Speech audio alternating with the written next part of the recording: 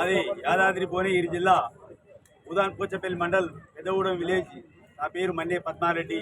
2019 నుంచి 2024 వరకు గత బీఆర్ఎస్ గవర్నమెంట్ ఏ ఆదేశాలు ఇచ్చినా, ఏ పేపర్ శాంక్షన్లు ఇచ్చినా మేము అదే పనులు మొత్తం పూర్తి చేయడం జరిగింది.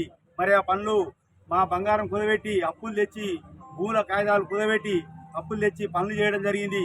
గత 2.5 సంవత్సరాల నుండి మాకు రావాల్సిన పెండింగ్ బిల్లు ఇవ్వక మేము ఎన్నోసార్లు ఎంతో మందికి, ఎంతో అధికారులకు కానీ, ప్రజాప్రతినిధులకు కానీ, మంత్రులకు కానీ ఎన్నిసార్లు మేము వచ్చి మొదలుపెట్టుకున్నా కానీ మా బిల్లులు ఇవ్వడం లేదు. గత ప్రభుత్వంలో చేసిరని చెప్పి ఇవ్వడం లేదు. కాబట్టి గత ప్రభుత్వంలో ఇచ్చినటువంటి బిల్డింగ్లు కానీ, కట్టిన బిల్డింగ్లు కానీ, వేసిన రోడ్లు కానీ, వేసిన